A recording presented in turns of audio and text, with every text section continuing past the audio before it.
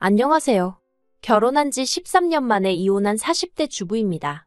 어디다 이야기라도 해야 제 속이 풀릴 것 같아 이렇게 펜을 들었어요. 글재주가 있는 편은 아니다 보니 이야기가 두서가 없을 수도 있겠지만 그래도 한번 해보려고요. 남편하고는 서로 장사하다가 알게 된 사이예요. 저는 당시 시장에서 분식집을 했고 남편은 신발 가게를 했어요. 6살의 나이 차이에도 불구하고 금세 가까워질 수 있었던 건 남편이 저희 친정오빠랑 동갑이었거든요. 그래서 저도 모르게 장사하는 동안 의지를 많이 했던 것 같아요. 그리고 남편은 남편대로 그런 저를 귀엽게 봤던 것 같고요. 그래서 사귀자 어쩌자 말은 정확히 오가지 않았지만 점점 연인 사이처럼 발전이 되어가지고 그렇게 알고 지낸 지 4년 만에 부부의 연을 맺게 되었습니다. 그리고 이때까지만 하더라도 양가에서도 흔쾌히 허락한 결혼이었기에 모든 게 무르르듯 자연스럽게 흘러갔네요. 그런데 결혼한 지 1년 만에 제가 임신을 했고 남편과 상의 끝에 제가 하던 분식집을 닫게 되었습니다. 제가 입덧이 너무 심하기도 했고 그렇다고 아르바이트생을 쓰자니 그건 그거대로 상황이 여의치가 않았거든요. 그리고 이후로 한 3년 동안은 전업주부로 살았는데 솔직히 마음이 편하진 않았습니다. 갑자기 전업주부가 되면서 남편이 주는 생활비로 살게 되었는데 막상 남편이 벌어오는 돈을 보니까 제 생각만큼 잘 되는 건 아니더라고요. 남편 장사하는 스타일이 앞에서 남기고 뒤에서 밑지는 식이라는 걸 결혼하고 나서야 알았어요. 아무튼 그래서 어쩔 수 없이 남편이 주는 생활비가 너무 적을 때는 친정어머니한테 손을 벌리기도 했었네요.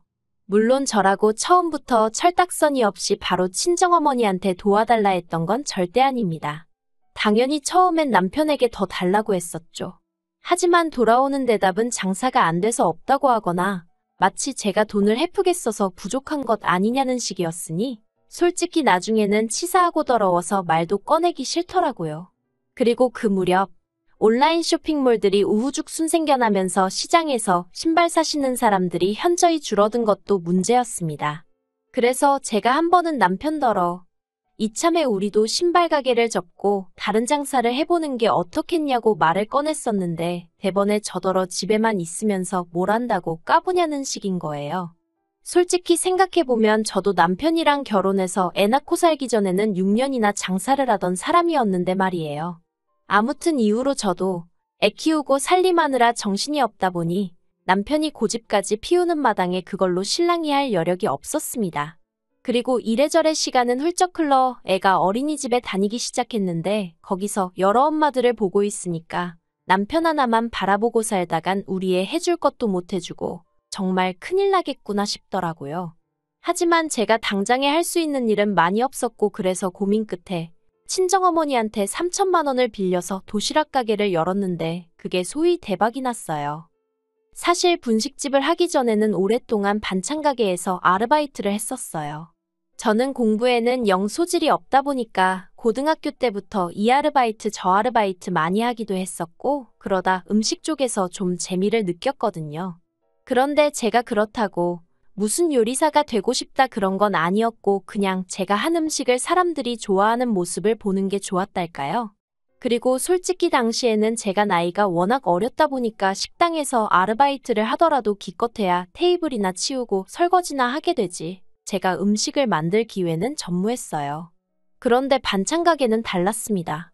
매일매일 거의 똑같은 메뉴이긴 했어도 제가 다 하는 건 아니었어도 주인 할머니랑 이모님들한테 배워가면서 직접 한다는 의미가 있었거든요. 지금 생각해보면 기껏해야 끓이고 버무리는 수준이었긴 하지만요. 그래도 그때 배운 게 밑거름이 되어서 도시락 가게 운영을 잘할 수 있었던 것 같아요.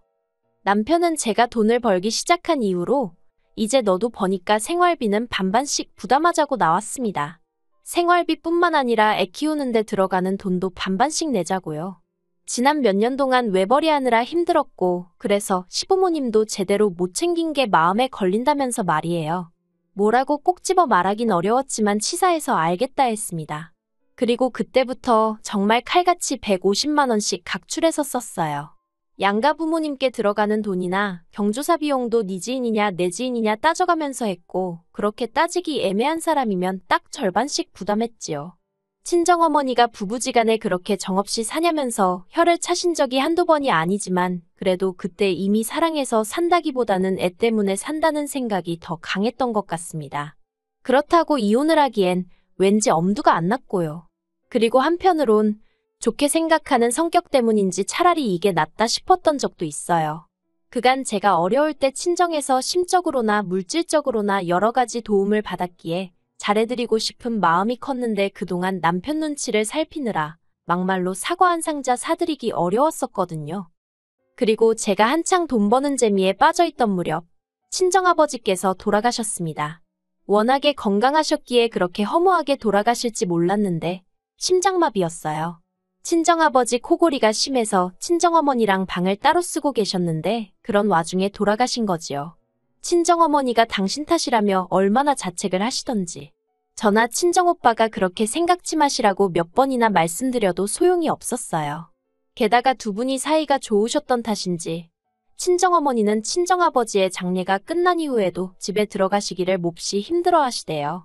그래서 친정오빠가 2달 정도 모시고 살았는데 언니도 친정어머니도 서로 힘들고 불편해하더라고요. 그래서 친정어머니와 상의 끝에 살고 계시던 집을 정리하고 실버타운으로 가시게 되었습니다. 실버타운에 들어가는 보증금 4억은 아파트를 매매하고 나온 돈으로 됐고 훗날 친정어머니가 돌아가시면 그 보증금은 제가 받기로 했습니다. 생활비는 친정오빠랑 저랑 반반씩 부담하기로 했고요. 사실 어떻게 이야기를 해야 할까 싶었는데 친정오빠가 먼저 이런 건 확실히 해두는 게 좋다며 자기가 나서서 정리를 해줬어요. 그리고 여담이지만 친정오빠는 장가갈 때 친정어머니가 따로 집을 해주신 반면 제가 결혼할 때는 친정 형편이 여의치가 않아서 친정오빠만큼은 받지 못했거든요. 그래서 친정오빠가 저에게 늘 미안한 마음을 갖고 있었다는데 전 정말 몰랐답니다. 외에도 친정오빠와 많은 이야기를 주고받았지만 남편한테 따로 이야기를 하지는 않았어요. 친정아버지가 돌아가시고 얼마 지나지 않았을 때 제가 남편더러 친정어머니가 힘들어하셔서 어떻게 할지 고민이라고 이야기를 꺼냈는데 기껏 한다는 소리가 알아서 잘해 한마디였으니까요. 관심이라곤 정말 눈꼽만큼도 없는 사람한테 제가 뭐 한다고 시시콜콜한 이야기를 하고 싶었겠어요. 그래서 그냥 실버타운으로 모셨다고만 말하고 말았지요. 그리고 이후로도 남편은 말이라도 장모님 뵈러 한번 가보자 한 적이 없습니다. 저도 그런 남편한테 같이 가자고 한 적도 없고요. 한편 저희 시어머니는 신우와 함께 살고 계세요. 신우는 남편보다 4살이 많고 고등학교에 다니는 애도 있습니다. 남이 집 일이라 이러쿵저러쿵 말하기는 그렇지만 월세 전세 반전세를 전전하다가 시아버지가 돌아가신 이후로 혼자 되신 시어머니가 적적할까봐 걱정이네 어쩌네 하더니 은근슬쩍 들어가서 살더라고요. 그리고 대신이라고 해야 할지 이후로 생활비는 신우네가 낸다대요. 그런데 사실 어디 살든 새 식구가 살려면 생활비는 드니까 제가 보기에는 신우가 자기들이 시어머니 생활비를 댄다고 표현하는 건 좀 웃긴 것 같거든요. 월세를 내는 것도 아니니까요.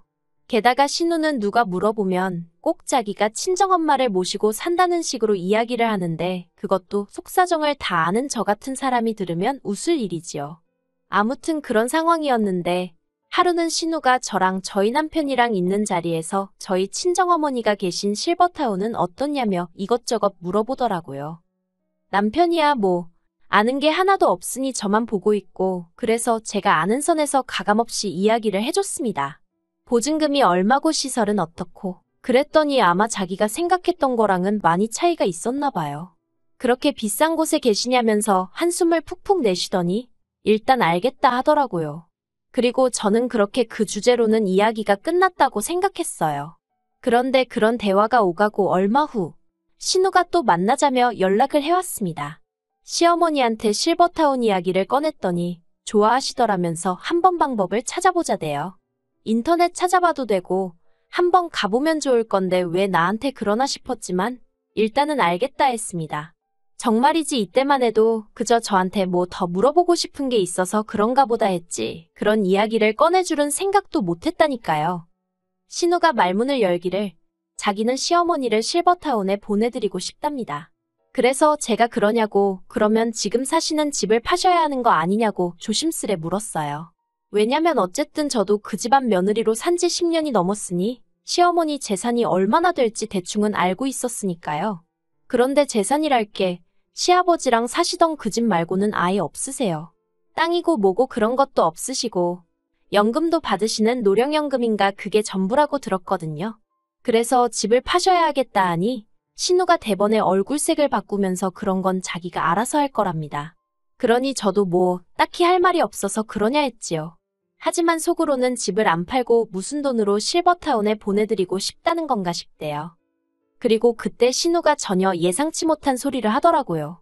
자기가 알아본 실버타운 보증금이 5억인가 그렇다며 그걸 저희 부부더러 반 정도 보태달라는 겁니다. 어이가 없어서 집을 팔아서 보증금을 하셔야지 갑자기 그걸 왜 저희한테 보태달라고 하시냐고 그건 어렵다고 딱 잘라서 이야기를 했어요. 그랬더니 저더러 친정어머니는 몇 년째 실버타운에 모시고 있으면서 어떻게 그런 식으로 이야기를 하냐대요. 그래서 제가 이 사람한테 못 들으셨냐고 친정어머니 실버타운에 들어가는 비용은 전부 다 제 주머니에서 나왔지. 남편한테서는 이론 한 푼 받은 게 없다고. 그러니까 시어머니를 실버타운에 보내드리든 어쩌든 그에 관해서는 남편과 따로 이야기하시라 했습니다. 저랑은 상관없는 이야기라고요.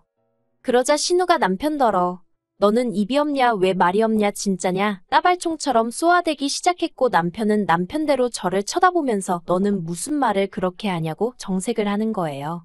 그래서 남편더러 내가 없는 소리 한 것도 아닌데 뭘 화를 내느냐고 할 이야기 더 있으면 언니랑 나가서 하고 오라 했습니다. 그랬더니 두 남매가 저를 어이없다는 듯 쳐다보길래 저도 왜요? 한마디 하고는 안방으로 들어가서 문 닫고 음악 틀고 있었네요. 그리고 1시간쯤 지나서 거실로 나가니 신우는 그새 갔는지 안 보이고 그래서 평소랑 다름없이 저는 저녁 식사를 준비하기 시작했는데 남편이 저더러 진짜 그렇게밖에 말을 못하냐면서 너무하다는 겁니다.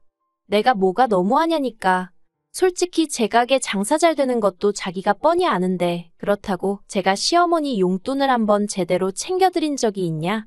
여행을 보내드려 본 적이 있냐? 한마디로 말도 안 되는 시비를 걸더라고요. 한창 도시락 가게 시작하고 자리 잡내만에 하고 있는 사람한테 이제 너도 돈 버니까 생활비 반반 내자 어쩌자 했던 사람이 누군지 잊었냐고. 그렇게 먼저 성 긋고 네 돈 내 돈 나눌 때는 언제고 이제 와서 나더러 너무하다니 당신이야말로 그러는 거 아니라고 저도 맞받아쳤어요. 저녁 준비고 뭐고 성질이 나서 애만 데리고 나와서 저녁 사 먹고 집에 들어갔습니다. 그랬더니 남편이 또다시 얘기 좀 하자더니 아까랑은 사뭇 다른 분위기로 나오더군요. 저더러 신우네 사정도 생각 좀 해달랍니다. 알고 보니까 신우랑 시매부가 시어머니네 들어가서 살기 시작한 이후로 부부 사이가 많이 안 좋아진 모양이더라고요. 그렇지만 그건 신우네 사정이고 막말로 그렇다고 제가 시어머니 실버타운 보증금 2억 5천을 줄 일은 아니잖아요. 하지만 어찌나 남편이 애걸복걸인지 그래서 제가 그럼 당신은 돈을 얼마나 모아뒀냐 물었습니다. 솔직히 말해서 남편이 하다못해 한 1억 5천은 있다고 하면 그래 실버타운 보증금이야 시어머니 돌아가시면 돌려받는 거니까 하고 제가 얼마라도 보탠다는 심정으로 해줄까도 싶었거든요. 미운하고 오나 남편 어머니고 제 자식 할머니니까요. 그런데 남편이 자기가 모아둔 돈이 어딨냐입니다. 그달 벌어서 생활비 대고 나머지는 사업에 재투자를 했느니 어쩌느니 하는데 제가 정말 하다못해 신발 가게가 1개에서 2개로 늘었다거나 무슨 공장을 차렸다거나 그랬으면 말을 안 했을 거예요. 그런데 그런 것도 아니면서 모아둔 돈도 없다 하니 정말 황당하더라니까요.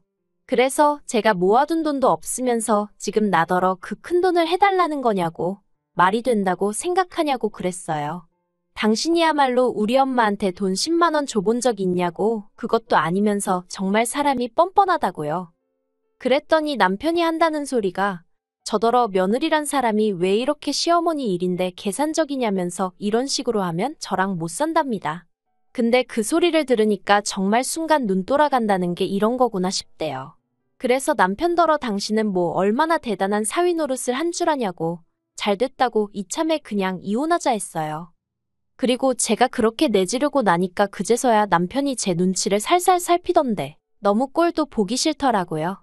그런데 애 데리고 당장 갈 만한 친정이랄 곳도 없고 그렇다고 친정오빠네로 가자니 언니 보기도 남사스럽고 그래서 집에서 버티고 있으면서 이혼 진행했습니다. 남편이 이혼 못한다고 이런 걸로 무슨 이혼이냐며 하도 고집을 피워댔기에 결국 변호사 사서 소송하고 2번은 죽었다 깨나도 못할 만큼 지치고 힘든 시간이었지요. 하지만 그래도 결국 남남이 되었습니다. 남편이 자기가 애를 키울 테니 양육비를 저더러 달라고 했지만 정서적으로나 경제적인 면에서 제가 남편보다 상황이 좋았기에 원래도 양육권은 엄마 쪽이 유리하다고 하더라고요. 그래서 제가 아이를 키우고 남편한테 양육비를 받는 건 정말 치사하고 더럽겠다 싶어서 아파트를 제가 갖는 선에서 정리했어요. 아파트 살 때도 솔직히 남편보다 제 돈이 더 많이 들어가긴 했지만 그래도 얼마 손해보는 게 무서워서 남편하고 매달 양육비로 실랑이 할 바에는 아파트 받고 신경 끄고 사는 게 낫겠다 싶대요. 그리고 친정어머니한테는 아직 이혼했다 소리는 못했습니다. 워낙에 남편이 얼굴을 비추지 않으니 어차피 저희 둘 사이가 안 좋다고 어느 정도 짐작은 하고 계시기도 했는데 굳이 이혼했다 소리까지 할 필요가 있겠나 싶더라고요. 친정오빠한테는 이야기했는데 오빠는 저더러 잘했다고 하대요. 제가 괜히 애 때문에 참고 살다가 남편 뒤치다꺼리까지 하게 될까봐 걱정이 많았다며 그렇다고 오빠가 돼서 이혼하라 소리를 할 수도 없어서 답답하던 차였다면서요. 하지만 시댁의 반응은 난리도 아니었습니다. 시어머니는 당신이 언제 실버타운에 가겠다고 했냐며 신우한테 괘씸하다고 크게 혼을 내신 모양이더라고요.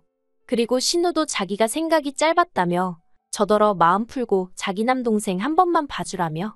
하지만 이상하게도 그런 시댁 식구들의 모습을 볼수록 남편에 대한 마음이 정리가 되는 기분이었어요. 아, 저기에 다시 발을 담글 순 없다. 그런 생각이었달까요? 그래서 지금은 애랑 둘이 사는데 애가 철이 든 건지 제 앞에서 웬만하면 아빠 보고 싶네 그런 소리를 안 해요. 괜히 저랑 남편 때문에 애가 일찍 철이 든 것 같아서 미안하기도 하고 마음이 좋지 않습니다. 그래도 언젠간 애도 이해해 주겠지요. 저는 앞으로도 계속 성실하게 제 일 열심히 하면서 좋은 엄마이자 좋은 딸로 살게요.